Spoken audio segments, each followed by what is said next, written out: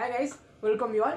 என்னடா ஏதோ ஒரு புது செட்டப்ல உட்காந்து பேசிட்டு இருக்கானே அப்படின்னு சொல்லி நிறைய பேர் யோசிப்பீங்க. அதாவது ஏற்கனவே சேனலை ஃபாலோ பண்ணுற நிறைய பேர் யோசிப்பீங்க. எஸ் எவ்வளோ நேரம் தான் வந்துட்டு ஒரே செட்டப்ல உட்காந்து பேசுறது. ஸோ அதாவது ஏதாச்சும் வந்து புதுசாக ட்ரை பண்ணலாம் அப்படின்னு சொல்லிட்டு இந்த ஒரு செட்டப்ல உட்காந்து பேசிட்டு இருக்கேன். ஸோ இந்த செட்டப் வந்து எப்படி இருக்கு அப்படின்னு சொல்லி கீழே கமெண்ட் பண்ணுங்க. ஆல்ரெடி சேனலை ஃபாலோ பண்ணாமல் இருந்தீங்க அப்படின்னா சப்ஸ்கிரைப் பண்ணிட்டு ஏற்கனவே நிறைய வீடியோஸ் இருக்கும், அதில் போய் பாருங்க. ஸோ அந்த செட்டப் நல்லா இருக்கா, ஸோ இது நல்லா இருக்கா அப்படின்னு சொல்லி கமெண்ட் பண்ணுங்க.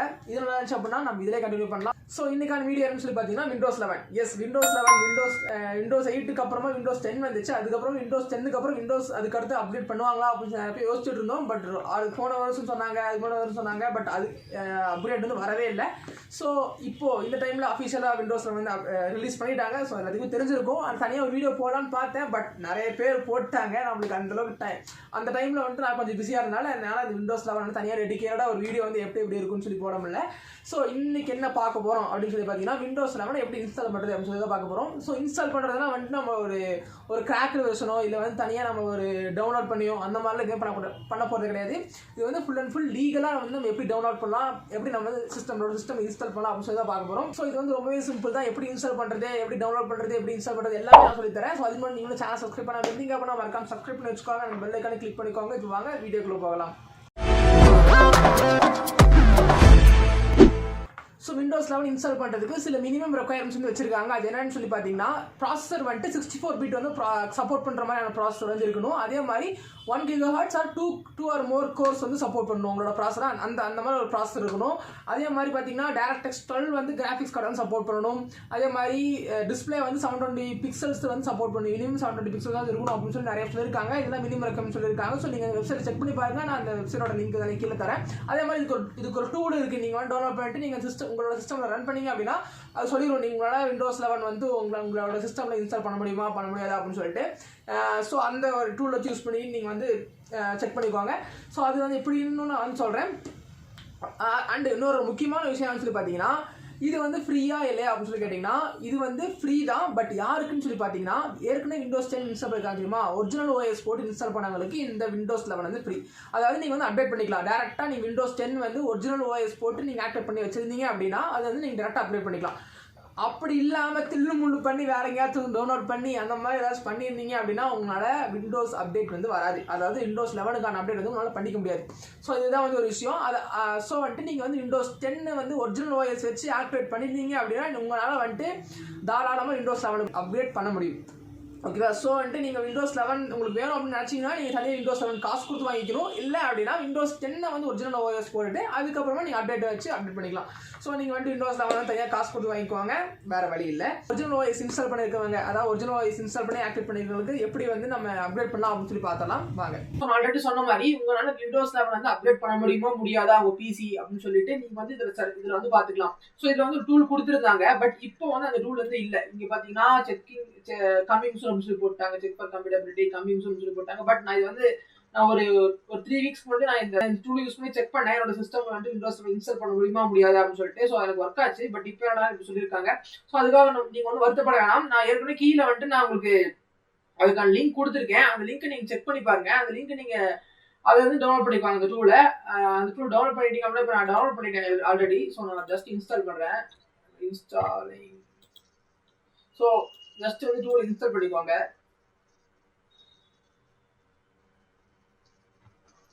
இன்ஸ்டால் பண்ணிட்டீங்க அப்படின்னா உங்களுக்கு வந்துட்டு இந்த மாதிரி தான் இருக்கும். ஓகேவா? இப்போ வந்துட்டு நீங்க என்ன பண்ணணும் அப்படின்னா மேல பாத்தீங்களா introducing Windows 11 let's check this பிசின்னு சொல்லி இருக்கு. ஸோ இதை நீங்க என்ன பண்ணணும்னா செக் நவ் அப்படின்னு சொல்லி கொடுத்துருங்க. செக் நவ் கொடுத்துட்டீங்க அப்படின்னா இதுல வந்து சொல்லிடும் this PC can run Windows 11 அப்படின்னு சொல்லி சொல்லும். கிரேட் நியூஸ் இப்படி சொல்லும். ஸோ வந்துட்டு இதுல வந்து இது மூலியமா நீங்க செக் பண்ணிக்கலாம் உங்களோட சிஸ்டம் வந்துட்டு Windows 11 வந்து பண்ண முடியுமா, உங்களோட சிஸ்டம் வந்து Windows இன்ஸ்டால் பண்ண முடியுமா முடியாதுன்னு சொல்லிட்டு. ஸோ ஈஸியாக நீங்கள் செக் பண்ணிக்கலாம். இந்த சாஃப்ட்வேருக்கான லிங்க் வந்து நான் கீழே கொடுத்துருக்கேன். அதில் நீங்கள் டவுன்லோட் பண்ணி உங்களோட சிஸ்டம் செக் பண்ணிக்குவாங்க. ஸோ இப்போ நம்ம மெயினான பாட்டுக்கு போயிடலாம். இப்போ நம்ம வந்து எப்படி வந்து Windows 11 வந்துட்டு ஒரு லீகலாக வந்து இன்ஸ்டால் பண்ணுறது அப்படின்னு சொல்லி தான் பார்க்க போகிறோம். ஸோ ஒன்றும் இல்லை, ஜஸ்ட் வந்து இந்த கீழே Windows பார்த்தீங்கன்னா அதை கிளிக் பண்ணி இன்சைடர் அப்படின்னு சொல்லி சர்ச் பண்ணுங்க. இன்சைடர் அப்படின்னு சொல்லி சர்ச் பண்ணிங்க அப்படின்னா கீழே வந்துட்டு Windows இன்சைடர் ப்ரோக்ராம் செட்டிங்ஸ் அப்படின்னு சொல்லி காட்டும். அதை கிளிக் பண்ணிக்குவாங்க. அதை கிளிக் பண்ணிட்டீங்க அப்படின்னா உங்களுக்கு வந்து இந்த மாதிரி ஓப்பன் ஆகும். இதுல வந்துட்டு என்ன பண்ணணும் அப்படின்னா உங்களோட மைக்ரோசாஃப்ட் அக்கௌண்ட், அதாவது இந்த விண்டோஸ்ல வந்துட்டு நீங்க சைன் இன் பண்ணிருப்பீங்க மைக்ரோசாஃப்ட் அக்கௌண்ட், அந்த அக்கௌண்ட் வந்து லிங்க் பண்ணுங்க. ஸோ லிங்க் கொடுத்துட்டு 2 அக்கௌண்ட் நான் சைன் பண்ணிருக்கேன். ஸோ நான் இந்த அக்கௌண்ட் சூஸ் பண்ணிக்கிறேன். இந்த அக்கௌண்ட் சூஸ் பண்ணிட்டு நான் கண்டினியூ அப்படின்னு சொல்லி கொடுக்குறேன். ஓகேவா? கண்டினியூ சொல்லி கொடுத்தீங்க அப்படின்னா உங்களுக்கு லோட் ஆகும். லோட் ஆகி முடிச்சதுக்கு அப்புறமா உங்களுக்கு வந்து இந்த மாதிரி தான் காட்டும். இந்த ஆப்ஷன்ல நீங்க என்ன பண்ணும் அப்படின்னா, இந்த இடத்துல உங்களுக்கு வந்து டெவ் சேனல் அப்படின்னு சொல்லி இருக்கான்னு சொல்லி பாத்துக்கோங்க. அதாவது டெவலப்மெண்ட் சேனல் தான் இந்த மீன் பண்றாங்க. டெவ் சேனல் அப்படின்னு சொல்லி இருக்கான்னு பாத்துக்கோங்க. அப்படி இல்லை அப்படின்னா அதை அப்படியே கிளிக் பண்ணிட்டு டெவ் சேனலை வந்து கிளிக் பண்ணிக்குவாங்க. இந்த இடத்துல டெவ் சேனல் கிளிக் பண்ணிட்டீங்க அப்படின்னா உங்களுக்கு வந்து டெவ் சேனல் எனேபிள் ஆயிரும்.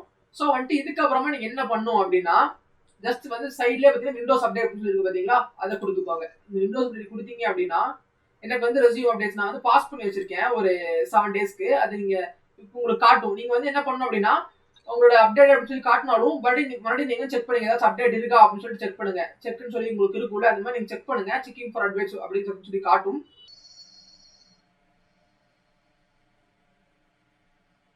கொஞ்சம் டைம் எடுக்கும். உங்களோட இன்டர்நெட் ஸ்பீடை பொறுத்து இது வந்து உங்களுக்கு அப்டேட் செக் பண்ணும். ஸோ இப்போ செக் பண்ண உடனே என்ன பண்ணும் அப்படின்னு சொல்லி பார்த்தீங்கன்னா, உங்களுக்கு வந்து விண்டோஸ் 7 ப்ரிவியூ பில்ட் வந்து அவைலபிளா இருக்கு அப்படின்னு சொல்லி உங்களுக்கு காட்டும். ஸோ அதை வந்து நீங்க என்ன பண்ணலாம் அப்படின்னா நீங்க அப்டேட் பண்ணிக்கலாம். பட் அதுக்கு முன்னாடி நீங்க வந்து உங்களுடைய டேட்டா வந்து அதிகமாக வேணும். அதாவது ஒரு 5 GB வந்து உங்களோட மினிமம் உங்க டேட்டா இருக்கும். கொஞ்சம் ஸ்பீடா இருந்தா பெட்டர். ஏன்னா வந்துட்டு இப்போ பாத்தீங்களா, எனக்கு வந்து விண்டோஸ் 11 இன்சைடர் ப்ரிவியூ வந்துட்டு இப்போ எனக்கு டவுன்லோட் ஆகிட்டு இருக்கு. எனக்கு இது டவுன்லோட் ஆகுது. இது செக்யூரிட்டி இன்டெலிஜென்ஸ் ஃபார் மைக்ரோசாஃப்ட் இது டிஃபரெண்ட். இது விட்டுருங்க. இந்த அப்டேட் வந்து சிஸ்டமோடது. இது வந்து இப்போ இதுதான் வந்து பாத்தீங்கன்னா விண்டோஸ் 11ஓட அந்த ஓஎஸ் அப்டேட். இது வந்து எனக்கு இப்போ டவுன்லோட் ஆகும். ஓகேவா, இது எனக்கு இது முடிச்சதுக்கு அப்புறமா இது டவுன்லோட் ஆக ஆரம்பிக்கும். இது பாத்தீங்கன்னா இங்க டவுன்லோட் ஆக ஆரம்பிச்சு 1% சொல்லிட்டு. ஸோ இது வந்துட்டு ஒரு 4 GB ஒரு 5 GB கிட்ட இருக்கும். ஸோ உங்களோட டேட்டா வந்து ஒரு 5 GB கிட்ட இருக்கணும். இருந்தா மட்டும்தான் உங்களுக்கு இது டவுன்லோட் ஆகும். அதே மாதிரி கொஞ்சம் ஸ்பீடா இருக்கிற மாதிரி பாத்துக்கோங்க. அப்பதான் வந்து உங்களுக்கு சீக்கிரமா ஒரு நாள் சென்டர்ல வந்து மேபி ரொம்ப ஸ்லோவாயிடுச்சு அப்படின்னா உங்களுக்கு வந்து மேபி சென்டர்ல ஸ்டாப் ஆகிறதுக்கு வாய்ப்பு இருக்கு. ஸோ அதனால சொல்றேன், உங்களுக்கு ஒரு எவ்வளோ உங்களுக்கு வந்து டேட்டா வந்து ஸ்பீடா இருக்கிற மாதிரி நீங்க வந்து பாத்துக்கோங்க. ஸோ இப்போ வந்துட்டு நீங்கள் விண்டோஸ் இது டவுன்லோட் ஆக முடிச்சதுக்கு அப்புறம் என்ன ஆகுது பார்த்தீங்கன்னா, உங்களுக்கு வந்து ரீஸ்டார்ட் பண்ண சொல்லும். சிஸ்டம் வந்து ரீஸ்டார்ட் பண்ண சொல்லும். அப்போ வந்து நீங்கள் ரீஸ்டார்ட் ஆப்ஷன் கொடுத்துருங்க. ரீஸ்டார்ட் கொடுத்தீங்க அப்படின்னா மற்றது எல்லாமே வந்து விண்டோஸ் 11 பார்த்துக்கும். நீங்கள் எதுவுமே பண்ண தேவையில்லை. ரீஸ்டார்ட் கொடுத்துட்டீங்க அப்படின்னா செவரல் டைம்ஸ் வந்து பூட்டிங் ஆகும். சிஸ்டம் பூட் ஆகும். பூட் ஆகும்போது செவரல் டைம்ஸ் மறுபடியும் ரீஸ்டார்ட் ஆகிட்டே இருக்கும். அதை பற்றி நீங்கள் கவலைப்பட வேணாம். நீங்கள் ரீஸ்டார்ட் கொடுத்தீங்க அப்படின்னா நீங்கள் SSD போட்டுருந்தீங்க அப்படின்னா உங்களுக்கு டக்குன்னு முடிஞ்சிடும் வேலை. ஏன்னா சி டிரைவ்ல SSD இருந்துச்சுன்னா டக்குன்னு உங்களுக்கு வேலை முடிஞ்சிடும். இது ஒரு ஹார்ட் டிஸ்காக இருந்துச்சு அப்படின்னா கொஞ்சம் டைம் எடுக்கும். ஓகேவா, ஸோ அதெல்லாம் பிரச்சனை இல்லை. நீங்கள் அப்படியே விட்டுருங்க. உங்களுக்கு டேரக்டாக விண்டோஸ் வந்து அப்டேட் ஆகும். இந்த வீடியோவில் நான் வந்து விண்டோஸ் அப்டேட் வந்து சொல்ல போகிறது கிடையாது. அந்த ப்ராசஸ் சொல்ல போகிறது கிடையாது. ஏன்னு சொல்லி பார்த்தீங்கன்னா என்னோட சிஸ்டம் வந்து நிறைய செட்டிங்ஸ் நான் பண்ணி வச்சிருக்கேன். ஸோ அதெல்லாம் நான் வந்துட்டு நான் இப்போ கரெக்ட் பண்ணிட்டு அதுக்கப்புறமா விண்டோஸ் 11 நான் போகணும். இப்போ நான் டேரக்டாக விண்டோஸ் 11 போயிட்டேன் அப்படின்னா அந்த செட்டிங்ஸ் எல்லாமே எஃபெக்ட் ஆகும், எல்லாமே மாறிடும். ஸோ அதனால வந்து நான் பண்ணுறது கிடையாது. ஸோ அதுக்காக மன்னிச்சுக்கோங்க. பட் ரொம்ப ஈஸி தான். நீங்கள் வந்துட்டு ரீசெட் கொடுத்துட்டீங்க அப்படின்னா உங்களுக்கு டேரக்டாக எல்லாமே வந்து அதுவே பார்த்துக்கும். நீங்கள் எதுவுமே பண்ண தேவை, டேரக்டாக உங்களுக்கு விண்டோஸ் வந்து போயிருக்கும். ஸோ இதுதான் இந்த வீடியோ.